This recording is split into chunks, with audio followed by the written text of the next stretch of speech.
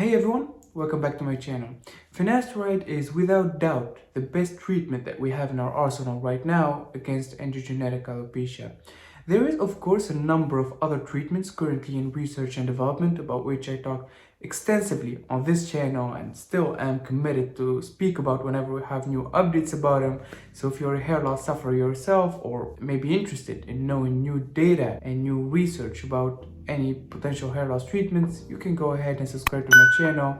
I post here regularly. But the reason why I decided to make this video is because I couldn't help but notice that the vast majority of the comments and questions that I receive here are about finasteride, and some people seem to have some concerns about this particular compound, some of which are legitimate concerns. So I decided to make this series of videos where I will dive deep into each of those concerns. And today we're gonna talk about the claim that finasteride stops working after a certain duration of time. Some people say it's 1 year, some people say it's 2, some say it's 5 years. So we're gonna be presenting the clinical data that we have on this topic, and we're going to be presenting them in a scientific, evidence-based approach, an approach that personal anecdotes do not play a major part in. And in the end of the video, we're going to be trying to draw some conclusions about this particular concern. In future videos, I'm going to discuss topics like the safety profile of finasteride, the short-term efficacy of finasteride, and its teratogenicity. Oh, and one quick disclaimer, guys, before I start going through the data. I want to make clear that I do not hold any bias towards any of the compounds that I discuss on my channel. I try to be as unbiased as I can be to really go through the data and research the data and read it before making the video and actually shooting it and then presenting it in the most neutral fashion possible. I'm just a medical student who is interested in science, and I'm a hair loss sufferer myself. So I want to make this clear. I do not make money from any company when I present videos about pyrolutamide or GT20029, because in the last few weeks my channel have been experiencing exponential growth, thanks for you guys. But along with that came some negative comments about this particular point. Some people seem to have the idea that I get money from promoting CosmRNA or stuff like that, although I didn't promote CosmRNA. I didn't even praise the product. I had some criticism about the company and the product, but some people seem to not understand that particular point. So I wanted to make this clear. I do not make any money from these compounds, and I try to present the data with the most ethical and the most neutral fashion possible to you guys, so that you can draw your own conclusions. So, quick review about androgenic alopecia. We know that androgenic alopecia is caused by the hypersensitivity of hair follicles to DHT. DHT is dihydrotestosterone, and it's the product of testosterone. Testosterone is the male hormone that's being produced in your testicles as well as in your adrenal glands in a lesser amount, and it gets converted to dihydrotestosterone, the more potent androgen, through the enzyme 5-alpha reductase. And dihydrotestosterone goes around in your systemic circulation and it does certain functions. But one of the drawbacks of that dihydrotestosterone DHT is that it binds to certain receptors on hair follicles in males that are susceptible to androgenic alopecia, that have high expression of the androgen receptor in their hair follicles.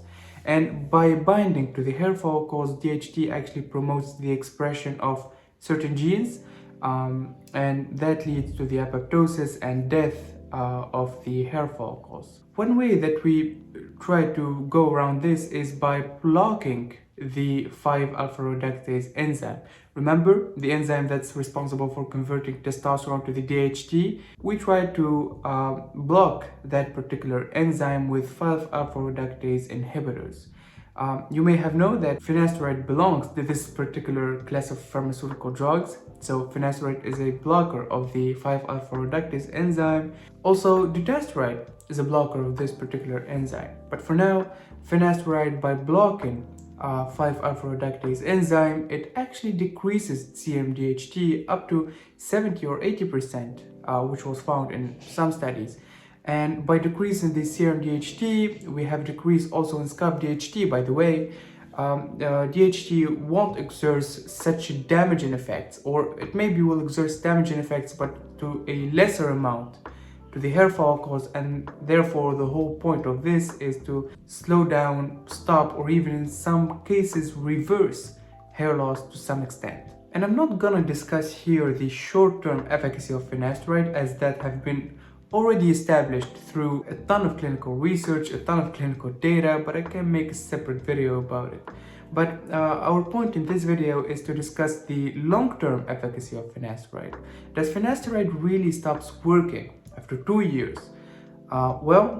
We have one study from Japan that evaluated the efficacy of finasteride in the duration of 10 years in 523 Japanese men with androgenic alopecia. The authors of this study photographs the mid-scalp and the hairline and vertex of this particular patient at the first visit when he first came to the presented to do the study, and then they did the same thing but after 10 years of using finasteride, and the results are just amazing. Keep in mind that this is a Japanese man, and even the authors indicated that the efficacy of investigated treatment in Japanese men exceeded that reported in other studies in Caucasians. That superiority in efficacy was likely to be attributed to the hair characteristics in Asian men, like the greater diameter, the black color, and the lower density, which facilitated the detection of slight changes. One other side information that we got from this particular study is that the earlier stage of androgenic alopecia a patient has,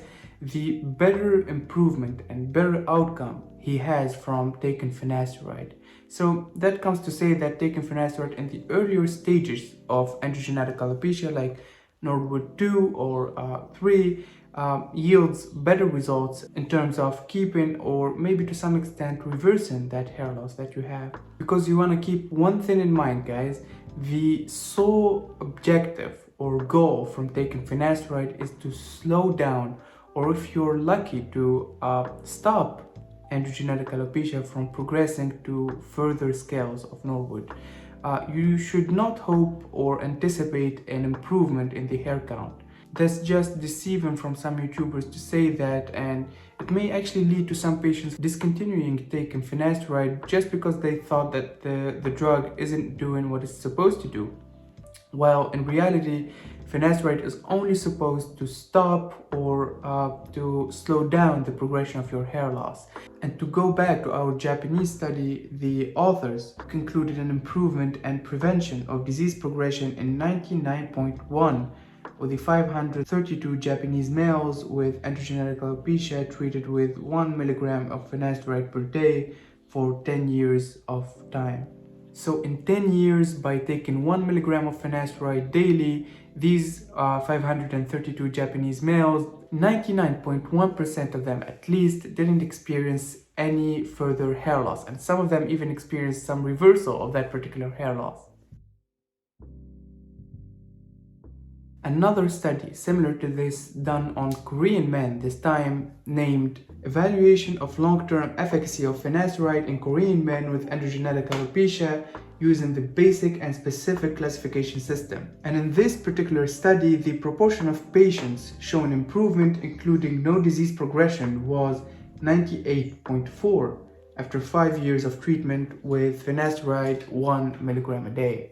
And this further confirms the results that were found in the Japanese study. But I can hear you what you're asking right now. I mean, these all are Asian men. And you may ask, Fedi, you said yourself that Asian men have certain characteristics in their hair that may yield better results, at least in the context of a particular study from taking finasteride. So are there any long-term study of the efficacy of finasteride on Caucasian men? And I say, yes, there is. Because when finasteride was FDA approved in 1997, it was approved on the basis of 3 clinical studies, one of which has extensions up to 5 years of taking finasteride. And we have the results of that particular study. And that study was made not only on Asian men, but it has a more wider demographic of patients. And Caucasian men made up to 80%, I think, of the demographic of those particular patients. And this graph demonstrates every point that I wanted to make in this video. You can see how the placebo group that didn't get any treatment kept losing hair in the beginning in the first 6 or 12 months in a moderated fashion, and then in the following years, up to the 5th year, they lost hair drastically. While keep note that the groups that actually took finasteride in various doses didn't lose hair. Quite the opposite really, some of them even gained hair. And again, I'm not gonna discuss the short-term efficacy in this video. I can make separate videos about that topic, but in short, using finasteride for 6 months, 1 milligram a day yielded about 9.1 hair per square centimeter improvement versus baseline in the treatment group versus the placebo group. So that's the short-term efficacy of finasteride. But in the long term, we noticed that from this particular graph that finasteride's efficacy has its peak in the 2nd year. And then the efficacy decreases slightly, but still a huge improvement from the placebo group. And remember guys, this particular study was done on a group of men, 88% of which were Caucasian men. So this further demonstrates the fact that finasteride works in the long term. In this particular study it was 5 years, and in the Japanese study it was 10 years. Now, I'm not talking about the long-term safety of the drug. As I said in the beginning of the video, I'm gonna be doing a series of videos discussing the most frequent concerns patients have about finasteride, and safety profile is certainly one of those concerns. But in this video, I only and exclusively talked about the long-term efficacy. And to conclude, finasteride surely demonstrated its long-term efficacy in slowing and stopping, and to some extent improving the hair loss of those patients as presented in the clinical data that I showed in the video. When it comes to the safety profile, or even the safety profile on the long term, as I said, I will make a separate video about it, about the sexual dysfunction some people claim that finasteride caused them, about the post-finasteride syndrome, although Kevin Mann from Hair Cafe did a series of videos about post-finasteride syndrome and dismantled that foundation, as Derek says from More Plates, More Dates. But I at least will make one video about the safety profile of finasteride, both short and long term. Not that I will be encouraging people to take in finasteride blindly. No, I will be actually doing research and actually exploring myself the safety profile through the clinical data that we have, and then I will be presenting it to you guys, again in a neutral fashion. I hope this ethic of mine gets to you guys. I really hold no biases towards any treatment. I, just like you guys, am a hair loss sufferer, and I want to know the truth. I want to know the actual facts about these treatments that we're taking. So I will be doing my research about the safety of the drug, also about the teratogenicity, and make separate videos about those particular topics. But for now, you can go ahead and check some of my other videos. I'll talk extensively if you're interested in alternative treatments, future treatments, like pyrolutamide, GT20029, which are 2 compounds that are being developed by Kintor Pharma, the famous Chinese company. And you can go ahead also and check verteporfin, which is, again, in my opinion, the long-awaited savior of the hair loss community. I personally think, and I said it many times now, that verteporfin is actually gonna be the one that cures androgenic alopecia from a hair transplant standpoint.